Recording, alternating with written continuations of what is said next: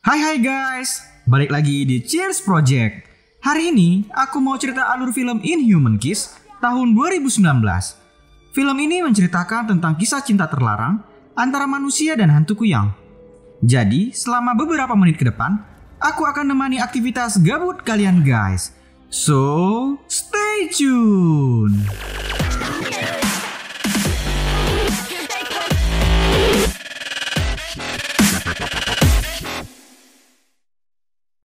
Cerita filmnya tuh gini, ada 4 bocil namanya Judd, Noi, Sai, dan Ting. Si Judd ngajak mereka main ke rumah angker yang ada di dalam hutan. Noi udah ketakutan pengen pulang. Ya daripada dibilang banci, akhirnya dia tetap ngikut. Pas udah nyampe di sana, sok keras sekali bocil-bocil ini. Mau main Ali Brondo dekat rumah angker. Setelah Hom pimpah, si Ting lah yang jaga. Sai dan Noi berondok pula di rumah angker. Supaya si Noi gak ketakutan, saya ngasih kalung jimat yang sama dia. Abis itu, pisahlah mereka. Si Sai nyari tempat berondok dalam kamar. Karena ditengoknya ada peti, dia punya niat mau berondok di sana. Pas mau masuk dalam peti itu ya kan, tiba-tiba aja hantu kuyang udah ada di belakang dia. Bup! Nggak tahu lagi apa yang terjadi sama mereka. Beberapa tahun kemudian, diperlihatkan seorang gadis cantik baru aja bangun tidur. Dia adalah Sai. Kini itunya sudah tumbuh besar.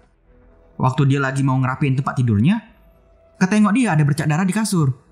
Dipikirnya itu adalah darah mens. Dia tampak senang karena sudah ngalamin yang namanya masa pubertas. Di pagi itu, dia bersolek, siap-siap untuk pergi ke rumah sakit. Ini Judd, bocil yang dulu sok keras ngajakin main Ali Brondo di hutan. Si Judd suka sama si Sai, makanya dia selalu ngamanin Sai kemana aja. Akhirnya sampailah mereka di rumah sakit. Sekilas info, rumah sakit ini dibangun untuk nampung dan ngobatin korban-korban perang. Karena waktu itu lagi masa Perang Dunia Kedua. Saya selalu pergi ke rumah sakit untuk membantu tenaga medis di sana. Di pagi itu, datang ibu-ibu bawa anaknya yang kakinya lagi terluka. Karena dokter lagi nggak ada, jadi si saya lah yang bantu ngobatin. Habis itu, si ibu ini cerita kalau semalam ada penampakan kuyang di desa mereka. Dan dia nyuruh si Sai dan Judd untuk hati-hati. Setelah selesai ngobatin anak tadi, saya ngasih tahu ke Judd kalau dia merindukan teman lama mereka dulu, yaitu Noi. Malam hari pun tiba. Di rumah Sai, mereka baru aja selesai makan malam. Karena ada gosip tentang kuyang di desa, bapaknya kemudian pergi untuk patroli bersama warga. Abis itu nenek Sai masuk duluan ke dalam rumah. Kemudian temannya dulu, si Ting, datang mampir jumpain si Sai. Ternyata si Ting udah kawin dan punya seorang anak bayi. Di malam itu, Ting menggoda Sai mengenai hubungannya bersama Judd. Selesai mengobrol dengan Ting, Sai kemudian pergi tidur. Gak lupa dia juga ngunci jendelanya, seperti yang dinasehatin bapaknya tadi. Di malam itu, Sai mimpi tentang kengerian rumah angker yang ada di dalam hutan. Di keesokan paginya, keadaan kamar Sai udah berantakan aja. Kain kelambu dan jendelanya udah terbuka. Dan dia juga terkejut karena ada banyak bekas darah di kasurnya. Gak hanya itu, dia juga terheran ngelihat ada bekas memar kayak bekas cupang di atas dadanya. Apa ini pikirnya ya kan? Di sore hari, saat di rumah sakit, dia masih tampak kebingungan dengan kejadian tadi pagi. Mendadak saya minta tolong sama Judd untuk ngawani dia ke rumah angker yang ada di dalam hutan. Saat di tengah perjalanan, tiba-tiba mereka nengok ada orang yang bawa obor di hutan itu. Mereka kemudian bergegas berondo agar gak ketahuan. Saya ngeliat kalau orang tersebut memakai kalung kepunyaannya dulu. Dan dia yakin kalau itu adalah Noi. Saya kemudian langsung pergi nyamperin orang itu. Dan ternyata emang betul, dia adalah Noi teman kecilnya dulu. Habis itu, rupanya si Noi gak datang sendirian. Dia datang sama pasukan pemburu kuyang. Bos pasukan tersebut namanya Ted. Dia ngasih tahu sama warga kalau tujuan pasukan dia datang ke kampung mereka untuk berburu kuyang. Si Ted juga cerita kalau air liur kuyang itu sangat berbahaya. Kalau cewek yang kena, dia jadi kuyang. Kalau laki-laki yang kena ludahnya, dia bisa mati. Bapaknya si Sai nggak percaya sama omongan Ted. Dan nanya, dari mana kau dapat info kalau ada kuyang di desa ini? Noi akhirnya nginap di rumah sakit. Tujuan dia balik ke desa karena bapak mamanya udah mati akibat perang di Bangkok. Sai, Judd, dan Ting sangat senang dengan kedatangan kembali si Noi. Habis itu bapaknya Sai datang. Dia nyuruh Judd untuk ngantar si Sai pulang ke rumah. Di dalam, bapaknya saya nanya sama si Noi, kenapa dia datang pulang membawa bandit-bandit itu. Rupanya si Sai terpaksa ngasih tahu kalau ada kuyang di desa mereka, agar dia bisa selamat dalam perjalanan pulang ke desa. Waktu si Jud mau nganter Sai pulang ke rumah, Sai ngerasa sakit sama dadanya. Dia minta sama Jud untuk pulang sendirian aja. Tapi Jud bersikeras, tetap ingin ngantar dia pulang karena udah larut malam. Dengan wajah marah, Sai kemudian bergegas pergi pulang sendiri. Dan akhirnya para pemburu mendirikan kemah di desa itu untuk berburu kuyang sampai dapat. Pagi hari pun tiba. Saya terbangun dari tidurnya dengan keadaan terkejut. Dan tiba-tiba aja, saya muntah darah. Dan dia panik, nengok kasurnya kembali berlumuran darah sangat banyak. Begitu juga di bagian dada, luka memarnya semakin menyebar. Saya sangat syok dengan kejadian aneh pada dirinya. Di pagi itu, kampung mereka heboh karena ada kerbau mati yang bagian perutnya udah hancur. Saya juga datang nengok kejadian itu. Kemudian Noi datang nyamperin si Sai, ngajak dia untuk pergi nyari di mana si Jud. Rupanya ya kan, si Jud gabung jadi anggota pemburu kuyang. Dia diajarin cara nembak dengan cepat sama mereka. Si Noi dan Sai akhirnya jumpa sama dia di sana. Noi membujuknya agar keluar dari pasukan pemburu kuyang karena khawatir dengan dirinya. Tapi Jud bersikeras tetap ingin bergabung demi melindungi desa mereka. Ketika di malam hari, Jud mampir ke rumah Sai, nyuruh dia buat nutup pintu dan jendela. Karena di malam itu, Jud sama pasukan Ted akan pergi patroli berburu kuyang. Warga juga ikut patroli berkeliling desa. Tiba-tiba aja, si Sai ngerasain sakit lagi sama dadanya. Urat-urat darah dalam lehernya berkeluaran. Dengan berteriak kesakitan, Sai berubah jadi kuyang. Ternyata selama ini kuyang yang meneror desa mereka adalah Sai sendiri. Kuyang itu pergi ke rumah Tit dan menculik bayinya. Tit panik ketika tahu anaknya udah hilang. Suaminya kemudian lari minta bantuan sama pasukan pemburu. Warga desa jadi panik dan berkumpul di rumah Tit. Setelah itu, Ted datang dan nembakin kuyang yang masih berkeliaran terbang di sana. Walaupun tembakannya nggak kena, tapi akhirnya bayi si Tit dapat diselamatkan. Noi yang saat itu lagi di sawah, tertengok dia cahaya merah yang melintasinya. Dia langsung bergegas ngejar cahaya itu. Dan ditengoknya cahaya itu masuk ke dalam kamar Sai. Pas Noi manjat ke kamar Sai, terkejutlah dia mengetahui ternyata selama ini si Sai lah hantu kuyang itu. Setelah kepala dan badan Sai kembali lengket, sadar dia. Dan ditengoknya muka si Noi yang lagi syok di depan jendela kamarnya. Sai pun nangis karena tahu kalau dia sebenarnya adalah hantu kuyang. Dan Noi, orang yang dia sukai selama ini, tahu kejadian itu. Noi pun tampak sangat sedih karena orang yang dia cintai adalah hantu kuyang yang mengerikan. Keesokan pagi, Sai kembali sedih karena tahu Noi telah pergi ninggalin rumah sakit. Jud yang nengok Sai lagi nangis karena kepergian Noi, dia pun pergi membiarkannya sendiri. Rupanya si Noi tadi malam nginap di kuil desa dan seorang biksu datang ngebangunin dia. Biksu ini ngasih tahu tentang sejarah kuyang. Kalau hantu cewek disebut kuyang, kalau hantu laki disebut kerahang. Si biksu juga ngasih nasihat sama dia. Percaya apa yang kau lihat, tapi lakukan apa kata hatimu. Mendengar quotes itu, ngebuat dirinya nggak jadi pergi meninggalkan Sai. Saat di malam hari, waktu Sai mau berubah lagi jadi kuyang, ternyata Noi datang ke rumahnya dengan bawa beberapa ekor ayam mati untuk makan malamnya. Noi nggak mau Sai berkeliaran, karena itu membahayakan nyawanya. Di keesokan pagi, Noi kembali ke rumah sakit. Dia nyari tahu obat untuk nyembuhin penyakit kuyang. Saya sangat senang dan terharu karena Noi nggak pergi meninggalkannya. Setiap malam, Noi datang ke rumah Sai untuk ngasih makan malam wujud kuyangnya. Hingga sampai si Noi pun terbiasa dengan hal itu. Si Jud tampak cemburu karena hubungan Noi dan Sai yang semakin hari semakin dekat ditengoknya. Para pemburu sadar kalau udah sebulan ini nggak ada penampakan dari hantu kuyang. Si biksu yang kemarin ngasih tahu sama Noi kalau ada tanaman herbal yang bisa menghentikan sementara perubahan hantu kuyang. Setiap hari Noi pun nyari keberadaan bunga herbal itu. Suatu hari di rumah sakit ada anak kecil perempuan yang lagi sakit demam. Noi dan Sai pun mengobatinya. Saat Sai lagi ngebasuh anak itu, mendadak Jud datang dan membawakannya jus buah. Sai pun meminumnya. Kemudian Sai pergi bicara dengan Jud. Jud ngasih tahu kalau malam nanti ada perburuan besar. Jadi dia nyuruh Sai untuk mengamankan pintu dan jendela rumahnya. Saat mereka lagi ngobrol, anak kecil perempuan tadi lagi kehausan. Karena ada jus buah di sampingnya, ia diminumnya lah dari gelas itu. Waktu di malam hari, anak perempuan yang sakit tadi tiba-tiba aja berubah jadi kuyang. Menjeritlah bapak mamanya. Warga pun jadi ngumpul karena kejadian itu. Sampai-sampai si Ted dan pasukan pemburu datang ke sana. Karena si Ted kesusahan narik kuyang itu keluar dari bawah meja, dia langsung nyuruh anak buahnya buat lepas tembakan. Tuf, tuf, tuf, tuf. Hantu kuyang itu pun mati seketika. Menangis keraslah bapak mamanya. Di keesokan pagi, mayat anak perempuan itu langsung dibakar sama mereka. Si Ted nanya sama mama anak itu, kemana dia pergi sebelumnya. Karena tahu dia dari rumah sakit, Ted kemudian curiga kalau saya juga adalah hantu kuyang. Saya akhirnya tahu kalau anak itu jadi kuyang karena minum dari gelas bekas mulutnya. Dengan menangis, saya kemudian memohon agar Noi mau pergi bersamanya ke hutan.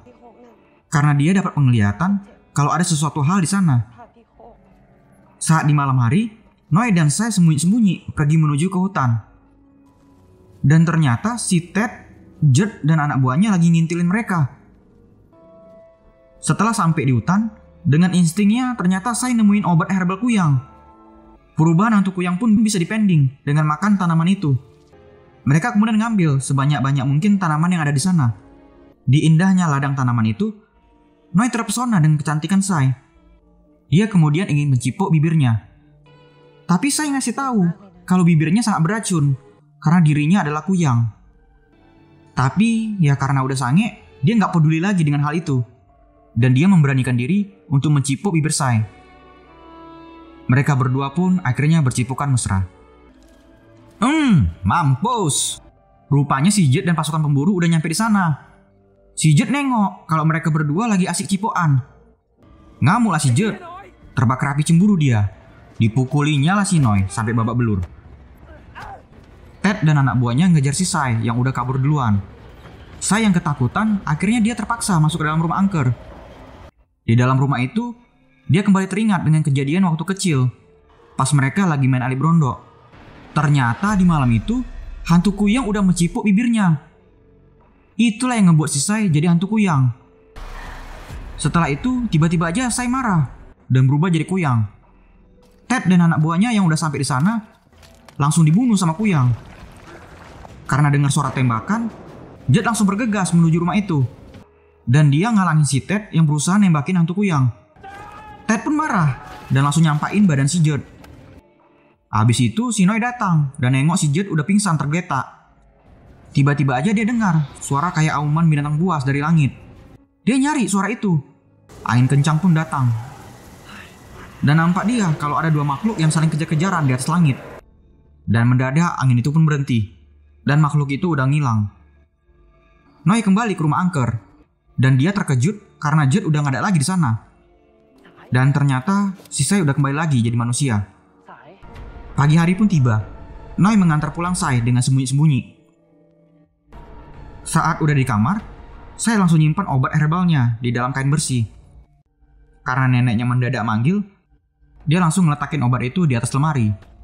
Ternyata di pagi itu, ada kejadian mengerikan udah terjadi.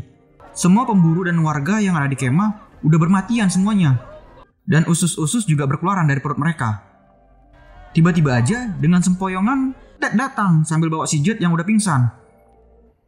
Saat di rumah sakit, Ted ngasih tahu sama mereka kalau semua kematian itu adalah ulah dari kuyang. Dan dia bilang kalau hantu kuyang itu adalah Sai. Noi yang nguping pembicaraan mereka langsung pergi berlari sekencang mungkin untuk ngasih tahu sama si Sai. Di malam itu, saya kembali ngerasain sakit lagi sama dadanya. Tanda-tanda kalau dia mau berubah jadi kuyang. Dan secara bersamaan, si Noi juga ngerasain sakit sama dadanya. Itu karena efek cipuan semalam. Waktu si Sai mau makan obatnya, mendadak obatnya udah hilang. Sibuklah dia nyari obatnya. Rupanya si nenek ngasih tahu kalau kain yang dicarinya itu udah dimasukin ke keranjang cucian. Dibongkarnya lah semua pakaian, dan akhirnya ketemu. Ternyata warga desa udah datang menyerbu rumah Sai untuk membunuhnya. Tapi hal itu dihalangin sama bapaknya Sai. Waktu bapaknya lepasin tembakan peringatan, si Sai terkejut dan dia jatuhin obatnya ke bawah lantai rumah. Bapaknya pun manggil si Sai untuk ngebuktiin kalau fitnah si Ted nggak benar. Sai! Sai! Sai! Tapi si Sai nggak keluar-keluar karena si Sai lagi sibuk nyari obatnya yang udah jatuh ke lumpur. Warga desa udah semakin marah. Gak sabar mereka nunggu anaknya keluar. Dan akhirnya si Sai pun muncul dengan alasan lama keluar karena tadi lagi mandi. Ted nyuruh si Judd untuk nyeritain kejadian sebenarnya kepada mereka semua. Sai langsung dengan tegas bilang kalau semalam dia mau diperkosa sama Ted dan anak buahnya. Tapi Judd datang nolongin dia. Karena Judd masih cinta sama Sai, dia pun ikut berbohong dan membenarkan omongan dari Sai. Dengan cepat, Ted langsung nyandera bapaknya Sai. Dan dia mengancam akan segera balas dendam. Dengan tembak gertakan, Ted mendadak ngilang dari sana. Sai nggak nyangka, ternyata Judd rela berbohong untuk melindunginya. Noi yang tadi jatuh kesakitan, ternyata udah ditolong sama si biksu desa. Waktu Judd udah nyampe di rumahnya, tiba-tiba aja Ted udah ada di dalam kamarnya. Dan dia langsung menggigit leher Judd dengan gigi tajamnya. Ternyata si Ted selama ini adalah kerahang, yaitu sejenis kayak siluman kampret. Setelah kejadian itu semua, saya nggak berubah lagi karena udah makanin obat herbalnya. Hari demi hari berlalu, dan persediaan obatnya semakin hari semakin mau habis. Dan Noi juga nyari cara untuk nanam tanaman obat herbalnya, agar saya bisa gampang dapetin obatnya. Si Judd yang udah digigit sama kerahang, badannya pun lama-kelamaan penuh dengan borok. Saat Noi mau nyari obat herbal lagi di hutan, rupanya ladang tanaman itu udah terbakar habis. Dan yang ngelakuin hal itu adalah si kerahang Ted. Noi frustasi karena tanaman obatnya gagal semua, gak ada yang tumbuh. Dia kemudian ngajak Sai untuk kabur dari desa dan pergi ke Bangkok bersamanya besok malam agar nyawanya tetap selamat. Di malam itu, Sai pergi ke rumah Judd untuk nengok kondisinya. Dia khawatir karena beberapa hari ini si Judd lama gak nampak. Dengan ditutupin selimut, si Judd cerita kalau selama ini dia sebenarnya udah tahu kalau Sai adalah hantu kuyang. Itulah alasan kenapa dia bergabung sama pasukan Ted, supaya bisa ngibuli para pemburu. Dia juga jujur kalau dia sakit hati karena kedekatannya bersama Noi. Saat si Judd buka penutup badannya, anjir, badannya si Judd udah penuh dengan borok darah. Sai pun nangis nengok keadaan buruk si Judd. Judd memohon agar dia tidak pergi meninggalkannya. Dengan rasa persahabatan yang besar, Sai dengan berani kemudian memeluk Judd. Keesokan pagi, Noi berpamitan sama si biksu desa. Tapi sebelum dia pergi, si biksu nyeritain tentang hantu kerahang yang sejak dulu turun-temurun punya dendam untuk datang membunuh hantu kuyang. Di hari itu, Sai juga udah siap-siap mau minggat dari rumahnya. Tapi bapaknya malah ngajak dia untuk nonton layar tancap di acara desa, supaya orang-orang desa nggak ngegosipin lagi kalau anaknya adalah hantu kuyang. Si Noi udah panik karena Sai belum datang-datang. Tiba-tiba aja ya kan, pas mereka lagi nonton, si Sai ngerasain kesakitan lagi sama dadanya. Obat herbalnya pun udah habis. Si Noi juga sama, dia juga ngerasain sakit sama dadanya. Di saat itu juga si Judd dihasut sama Ted. Dia ngasih tahu kalau Sai mau pergi ninggalin dia dan berencana untuk kabur sama Noi ke Bangkok. Dan akhirnya di kumpulan warga desa, Sai berubah jadi hantu kuyang. Berhamburan lah orang-orang desa, panik ketakutan mereka. Si Judd tiba-tiba berubah jadi kerahang siluman kampret. Sama, si Ted juga berubah, dan dia langsung nyuruh si Judd untuk membunuh hantu kuyang. Ditembakin lah si kuyang sama orang-orang desa. Akhirnya kerahang Judd datang dan nangkap si kuyang. Waktu dia mau ngebunuh kuyang itu, si Noi pun datang dan ngehentiin dia. Terkejutlah si Noi karena tahu kalau monster kerahang itu adalah Judd. Dia pun langsung membujuk Judd agar nggak membunuh Sai. Si Judd akhirnya tersadar. Si kerahang Ted yang nengok itu pun nggak tinggal diam. Dia langsung datang untuk menyerang. Judd marah dan dia ngelepasin si kuyang. Habis itu langsung terbang menyerang si kerahang Ted. Betumbuklah mereka berdua di atas langit. Udah kayak pertarungan Superman aja. Si Noi nengok kalau badannya Sai udah dibacokin sama warga desa. Dia langsung datang dan ngusir mereka semua. Kerahang Judd dan Ted masih berantem. Puk pak puk pak puk. Dan akhirnya kerahang Judd pun mati karena jantungnya diambil sama Ted. Mama bapaknya si Judd pun menjerit menangis nengok keadaan anaknya itu. Saat Noi pergi kabur bawa badannya Sai, kerahang Ted pun datang menghadang dia. Dengan berani, Noi ngajak si kerahang buat bertumbuh. Tapi mendadak serangan si kerahang dihalangi sama Kuyang. Dan dia dibawa terbang tinggi, melintasi atmosfer. Dan tiba-tiba aja ya kan, jeder! Badan kerahang tertembak. Dan yang nembak dia adalah si biksu desa. Jeder! Sek sek sek sek. Jeder! Akhirnya si kerahang pun mampus. Abis itu dikasih tengok flashback. Rupanya dulu istri si biksu ini adalah hantu Kuyang. Agar nggak dibunuh warga, dialah yang penjarain istri Kuyangnya di dalam peti rumah angker tersebut. Kemudian biksu desa nyuruh si Noi buat kabur menuju sungai untuk keluar dari desa. Noi dengan sekuat tenaga berlari kabur dari sana dan membawa badan Noi yang udah sangat terluka parah. Ternyata bapaknya Jet dan warga lain mengejar kepergian Noi. Akhirnya tibalah si Noi di seberang sungai. Noi ngeletakin badannya Sai di sampan dan segera bergegas pergi dari sana. Kuyang Sai sadar kalau dia nggak bisa kembali lagi ke badannya yang udah mati dipenuhi dengan luka bacok. Dengan menangis terharu karena cinta Noi yang udah berani melindungi dia, hantu Kuyang Sai kemudian mencium Noi dan ngelepasin tali sampan agar Noi pergi menyelamatkan dirinya sendiri. Noi pun menangis dengan perpisahan itu dan dia meminta maaf kepada Sai. Tiba-tiba aja ya kan, jeder! Kepala Kuyang itu headshot tertembak. Dan yang menembak adalah bapaknya si Jet yang ternyata udah nyampe di sana.